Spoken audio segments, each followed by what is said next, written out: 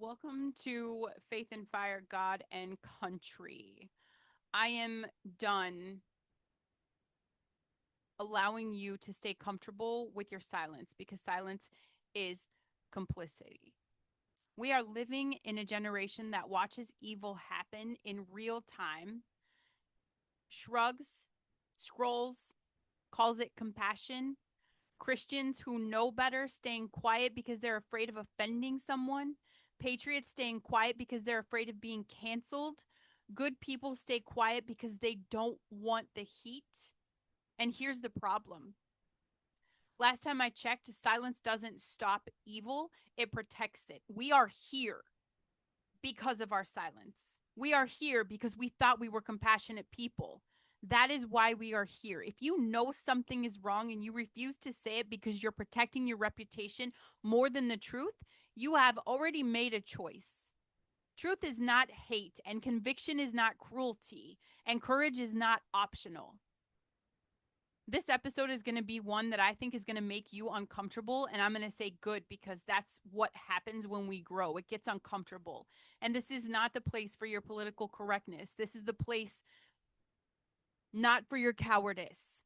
This is where faith has the backbone and truth is going to be spoken. And we could be willing to have the conversations that too many people are terrified to touch.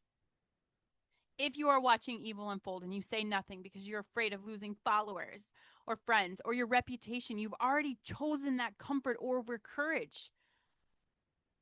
That's a slap in the face of our Redeemer. Truth doesn't become hate because people hate hearing it.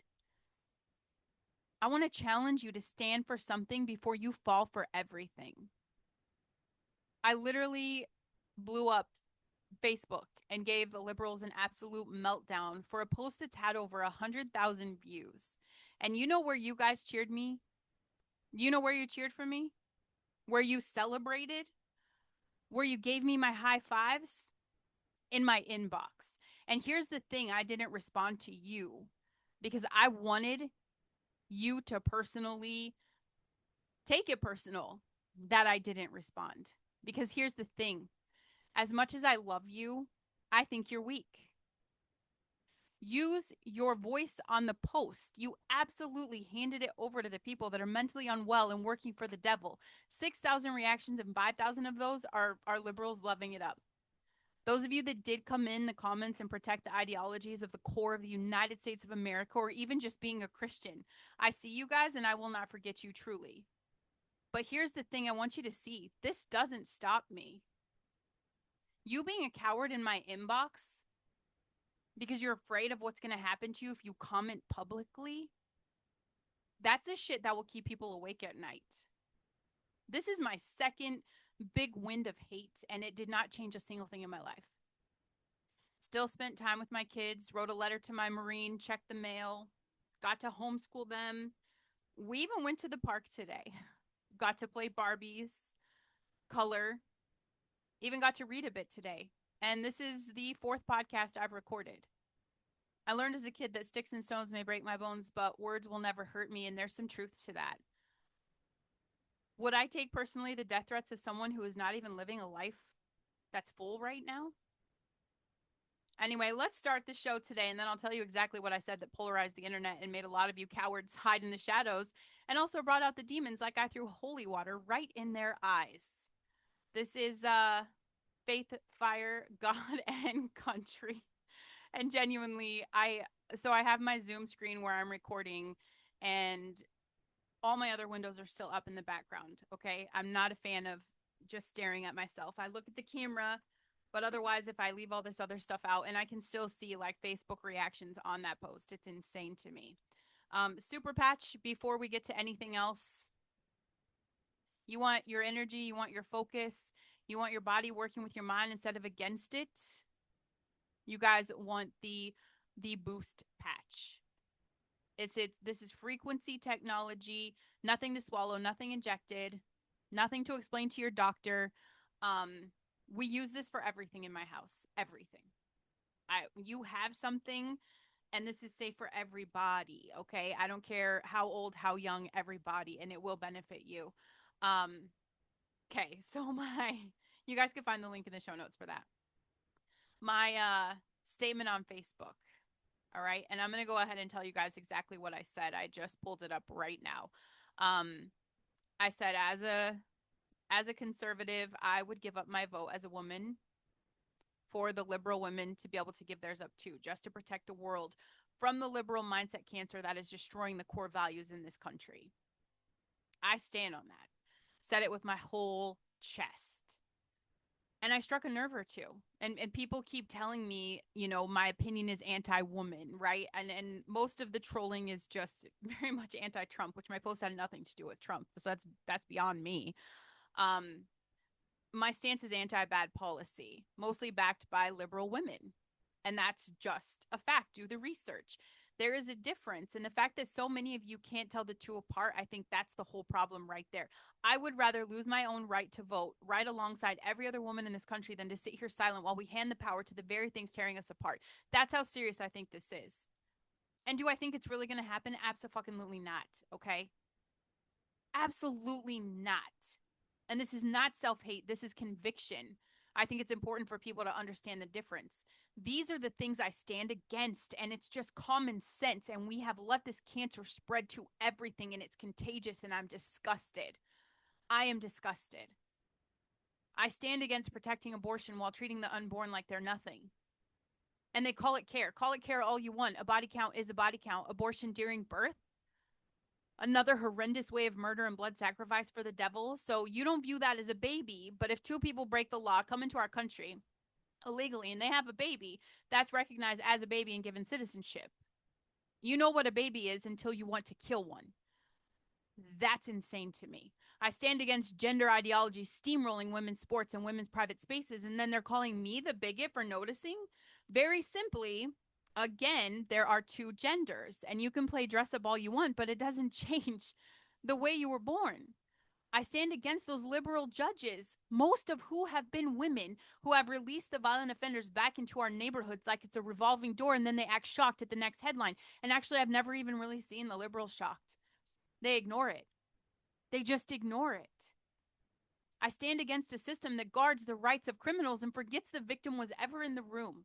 I stand against rewarding people who broke the law to get here while the ones who did it right waited years and they paid and they followed every single rule. I stand against a culture that has more energy for the offender than for the veteran who bled for the country that offender is walking free in.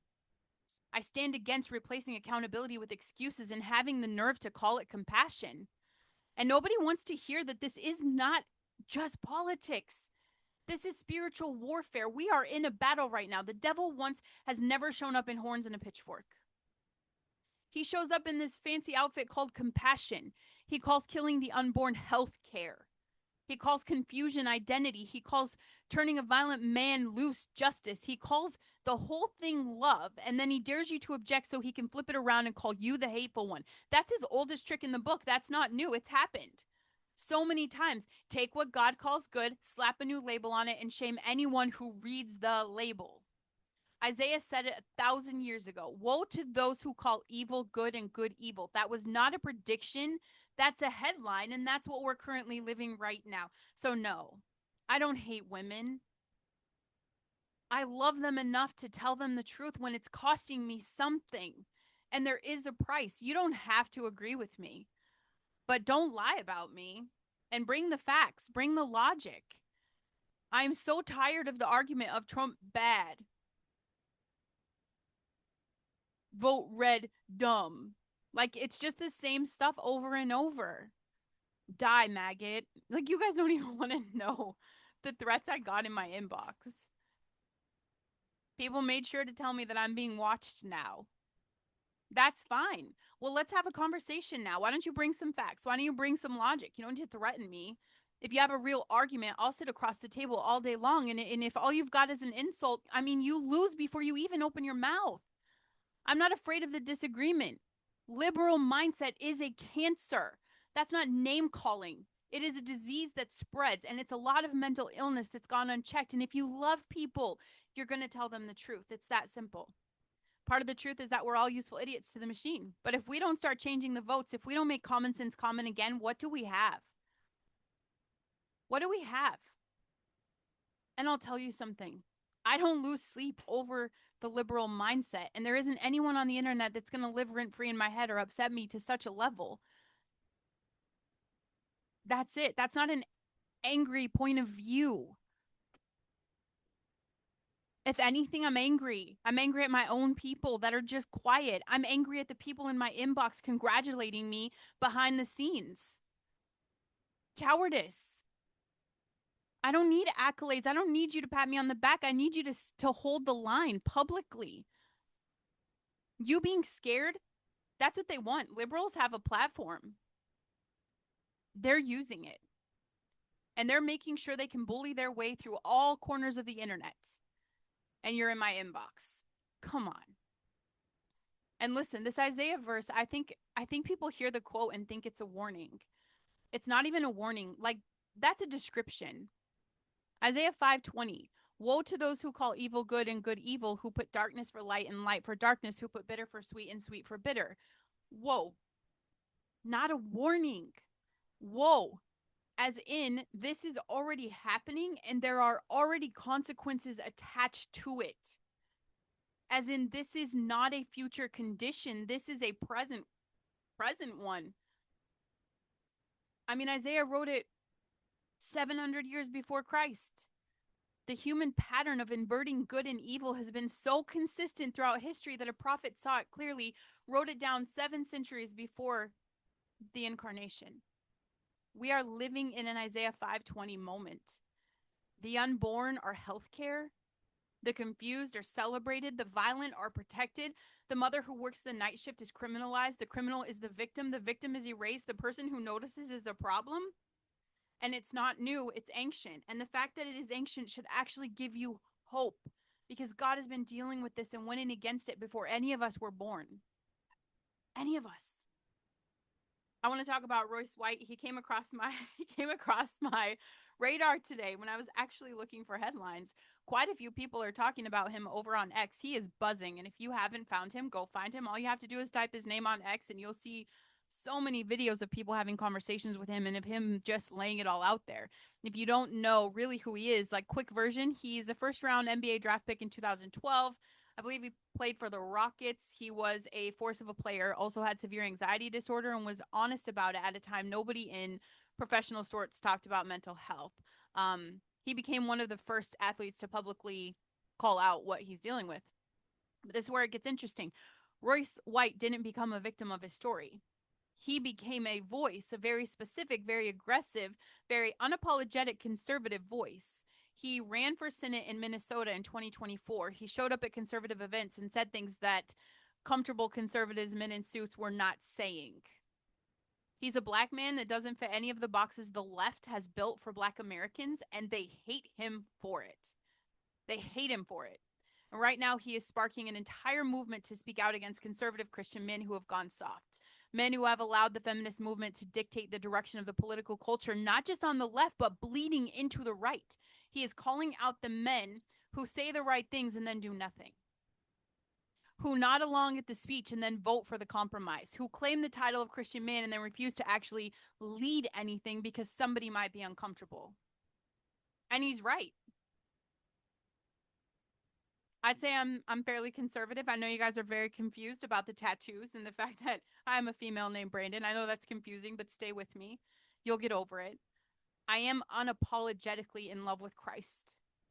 And I will tell you that one of the most exhausting parts of this,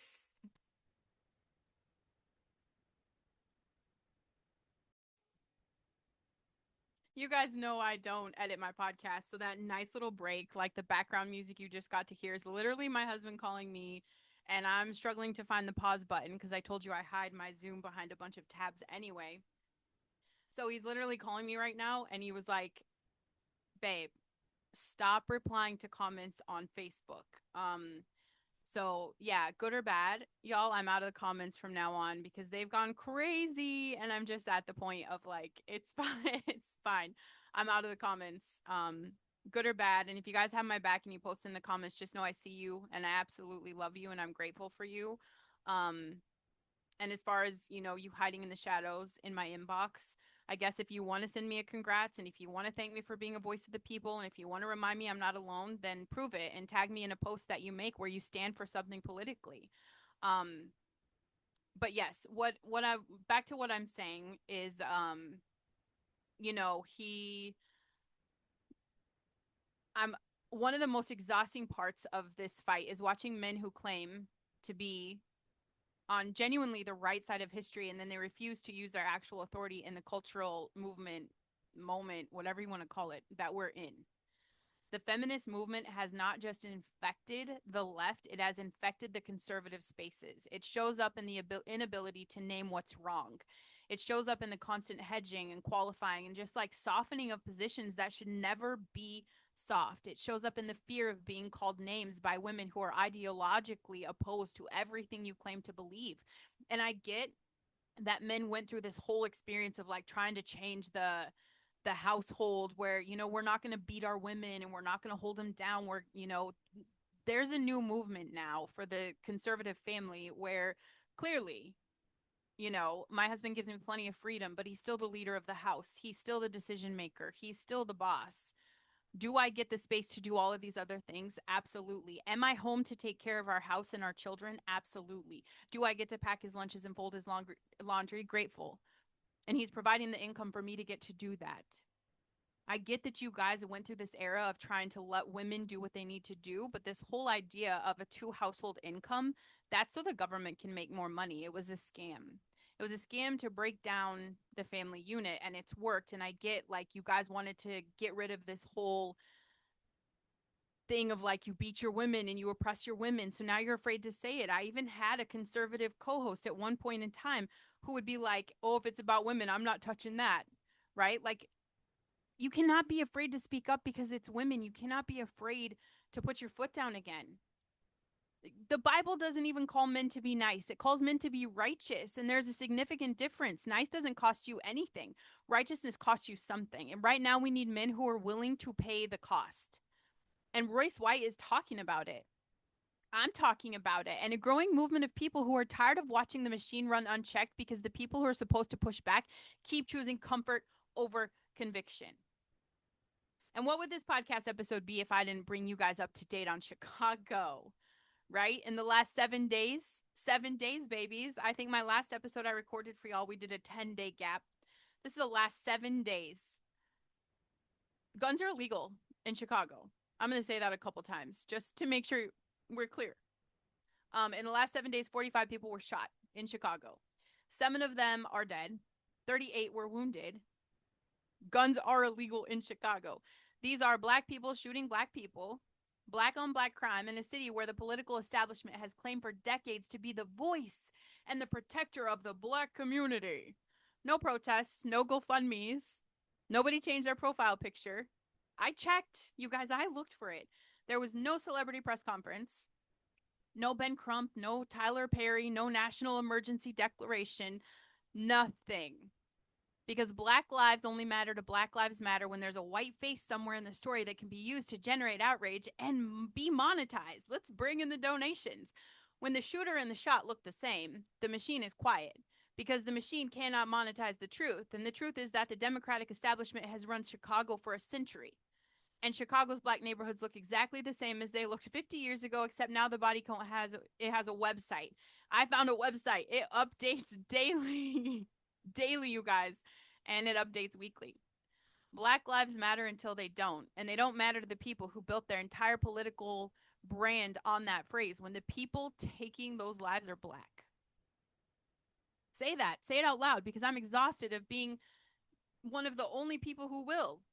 I'm just a nobody white girl with a podcast and a voice calling this out. Nobody else is talking about it, but I'm the racist. I'm the racist. All these white people talk about Black Lives Matter. Go to Chicago. Go to the cities. Go make a difference. Go protest. Go start GoFundMe's. Spend a weekend there in the hood. Tell me how that works out for you. They only matter when the media says they matter. That's right. Common sense. It only matters to you when the media says it matters. Otherwise, you just ignore it.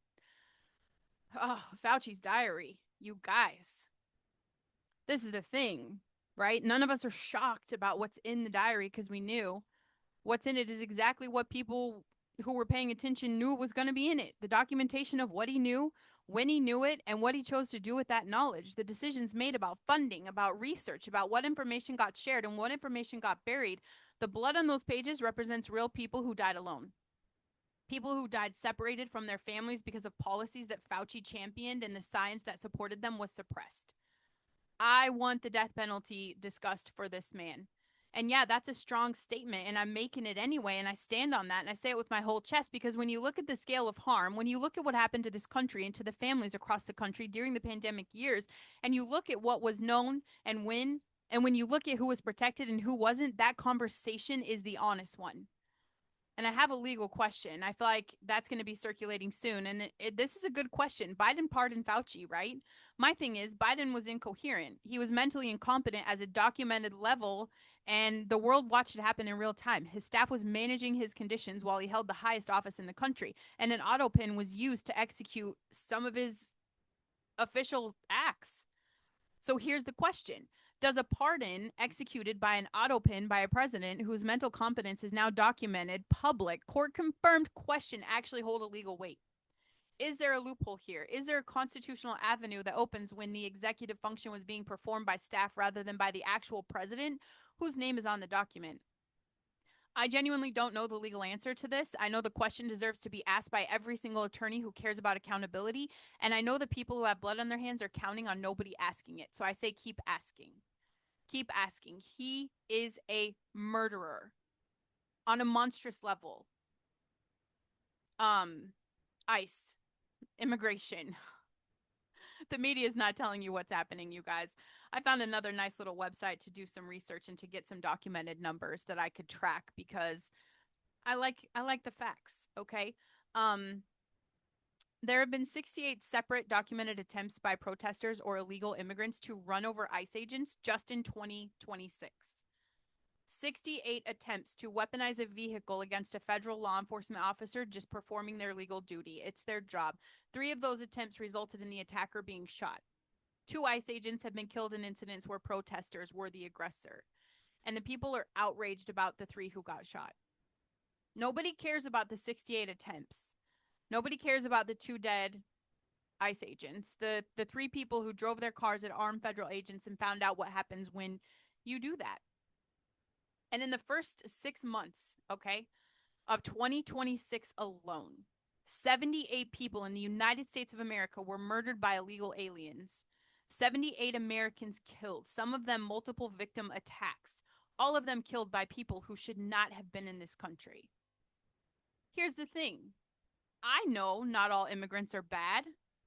I know that and I believe that and I say it every time. People are genuinely at their core good. I know that. This comes up and it's true. We welcome people who come here legally, who go through the process, who learn the culture, who contribute to the country. That's the story of America and we all love that story. But if someone hands me a bag of M&Ms and tells me, "Hey, enjoy this bag. One of them is poisoned and the poison will kill you. Good luck." I am not going to open and eat the bag of M&Ms. I don't care how many good M&Ms are in there. I don't care if 999 of them are fine. I'm not eating the bag because the one poison, one is enough to kill me. And my life is worth more than proving that I trust the bag. We need to vet people thoroughly and carefully and legally. And there is a system, there is a process. Millions of people have gone through it. It works. It takes time. It costs money. They did it anyway because they wanted to be here legally and they respected the country they're entering. Illegal is illegal. The word is not complicated. Breaking a law to get here and then demanding the rights of people who followed the law is not compassion. This is audacity. And if you hate the United States, leave the United States. If your country's values and ethics are and religious practices are everything you want, then stay where you're at. If it's so wonderful, stay. We're not keeping you. But if you're here, you're in America, and America has a set of values and a language and a legal structure, and you assimilate to those or you choose somewhere else. That's not hateful. That's how countries work. I would not go to France and wave an American flag and complain that France sucks and demand France to change its culture for me. Although people have done that. I would go to France because I want to experience France. I would learn French. I would eat the food. I would assimilate. That's how it works. Am I ever going to move to France? Absolutely not. I love America.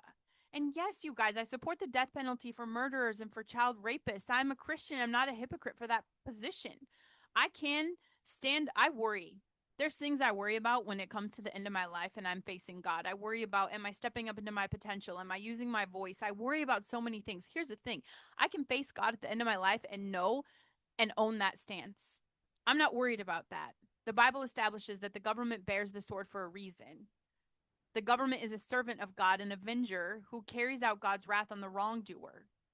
That's not a contradiction of my faith. That's my faith applied to justice. An eye for an eye in the same text as turn the other cheek in context matters. The government answering for murder with death is not the same as personal revenge. I know the difference, and I'm not afraid to say that. You guys, this honestly, this is not easy. I know it doesn't always look that way from the outside. I know a Facebook post may seem effortless and the podcast sounds confident and the social media presence makes it look like I wake up every morning ready to fight and that nothing touches me. And the truth is, they do go after my kids. The truth is, I get so many death threats. And the truth is, I feel every dark thing that comes through a screen, even when I don't show it, because I'm not going to pretend that I have all the strength. I actually channel it. But strength doesn't mean that nothing hurts ever. The devil is busy. The people carrying his agenda are blind and oblivious to the fact they're carrying it. And unless more of us speak up, the cancer continues to spread.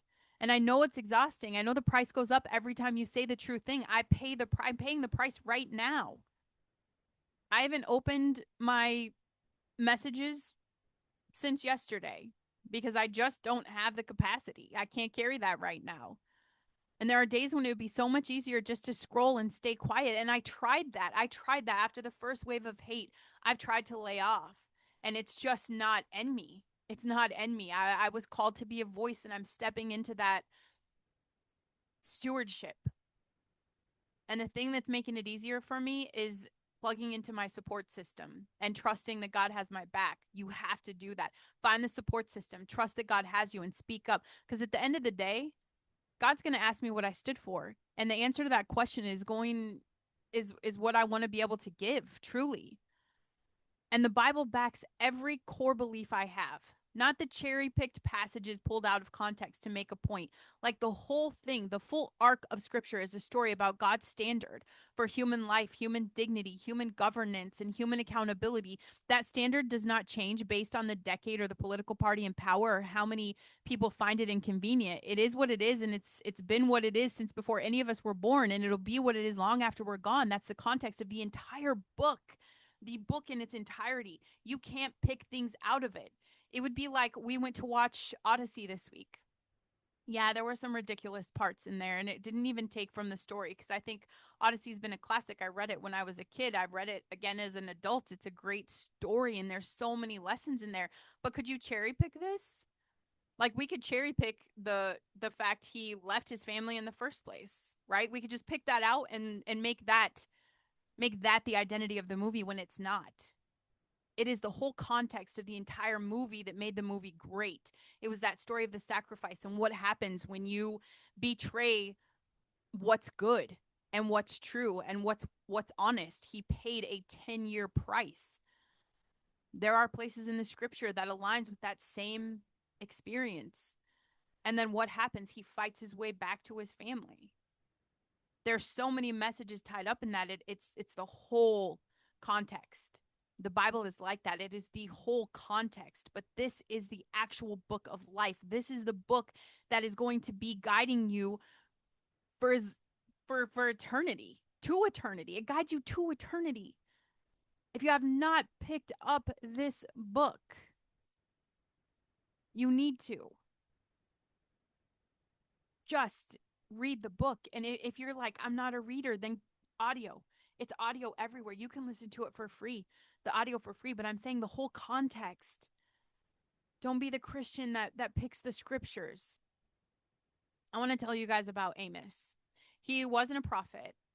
And he'll tell, I said he'll tell you that himself. He's dead. He said it himself.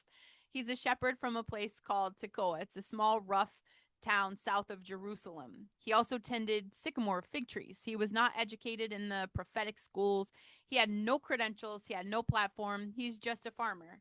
And then God called him, not to a comfortable assignment. God told Amos to leave his flock and to go to Bethel, the religious center of the northern kingdom of Israel, and say the things that established the religious and political leadership they didn't want it said. What were those things?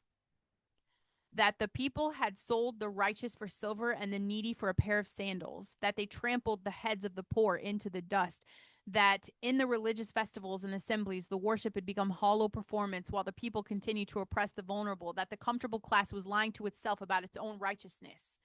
He said this: I hate, I despise your religious festivals. Your assemblies are a stench to me. Even though you bring me burnt offerings and grain offerings, I will not accept them. Though you bring choice fellowship offerings, I will have no regard for them. Away with the noise of your songs. I will not listen to the music of your harps, but let justice roll like a river, righteousness like a never failing stream. Let justice roll on like a river. Not the performance of justice take place in the right buildings with the right music and the right people in the audience. Let the actual thing roll on like something that cannot be stopped and cannot be redirected and cannot be contained by the people who benefit from containing it. And what happened when Amos said this? Amaziah, the priest from Bethel, the established religious authority, told him, get out, you seer. Go back to Judah, earn your bread there, do your prophesying there. Don't prophesy anymore of Bethel because this is the king's sanctuary and the temple of the kingdom. Shut up. You don't belong here. Go back to where you came from. This is not your place. And Amos answered back, I was neither a prophet nor the son of a prophet, but I was a shepherd, and I also took care of sycamore fig trees. But the Lord took me from tending the flock and said to me, go prophesy to my people Israel. I was not a prophet. I was a farmer. God called me, so I went. That is the only credential that mattered. The Lord took me from tending the flock and said, go. I'm not a journalist. I'm not a theologian, not a politician. I wasn't trained for the platforms or the conversation or the cultural movement. God put this in me. And the only thing I know to do with a fire in my bones is burn.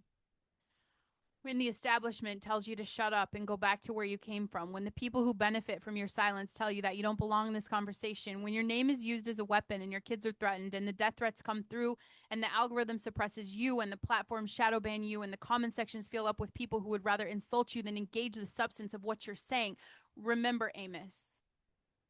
He was a shepherd from a small town with no credentials and no platform, and God told him to go, so he went. If you're listening to this show and you have never given your life to Jesus Christ, I am going to speak to you right now. Every single thing I've talked about today, the liberal mindset that calls evil good, the men who have gone soft, the black lives that nobody monetizes, the farmers that turned into prophets, the women who say the hard stuff and take the hits for it, all of it exists inside a larger story that was written before any of us showed up. God knows what is happening. He's not surprised by it. He's not checked out or gone or quiet or lost in the plot.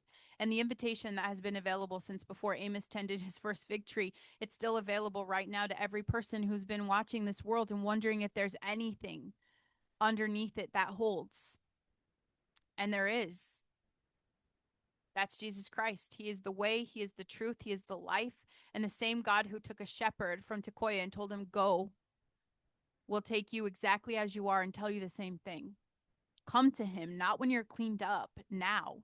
Because the world needs more people willing to let justice roll on like a river. And it starts with the decision to stand on the one thing that doesn't move. God, faith, fire, country. I love you. I'll see you guys on the next episode.